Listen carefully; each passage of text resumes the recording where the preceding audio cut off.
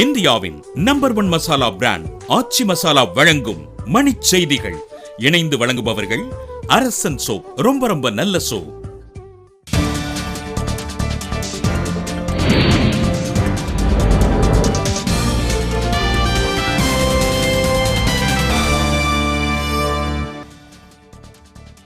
கர்நாடகாவுக்கு வறட்சி இழப்பீடு நிதியாக 1782 கோடி ரூபாய் வழங்க நடுவண் அரசு ஒப்புதல்.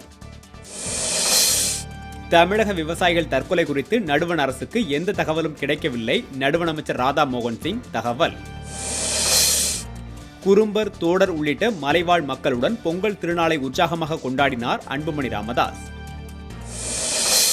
5 மாநில தேர்தல் பணிக்கு தமிழகத்தை சேர்ந்த 34 ஆட்சிப்பணி அதிகாரிகள் செல்லவிருப்பதாக ராஜேஷ் லக்கானி தகவல்.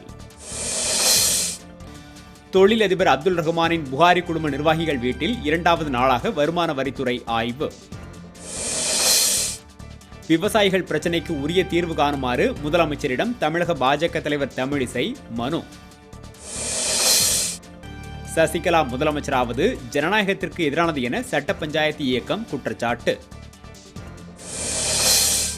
பண மதிப்பிழப்பு விவகாரத்தில் நடுவண் அரசை கண்டித்து திண்டிவனத்தில் காங்கிரஸ் கட்சி நிர்வாகிகள் போராட்டம். மதுரையில் 10 சட்டப்பேரவை தொகுதிகளுக்கான இறுதி வாக்காளர் பட்டியலை வெளியிட்டார் மாவட்ட ஆட்சியர் வீரராகவராவ். தமிழகம் மற்றும் புதுச்சேரியில் அடுத்த 24 மணி நேரத்திற்கு வறண்ட வானிலையே நிலவும் என வானிலை ஆய்வு நிறுவனம் தகவல். இந்தியாவின் நம்பர் 1 மசாலா பிராண்ட் ஆச்சி மசாலா வழங்கிய மணிச் செய்திகள். இணைந்து வழங்கியவர்கள் அரசன் சோப். ரொம்ப ரொம்ப நல்ல சோப்.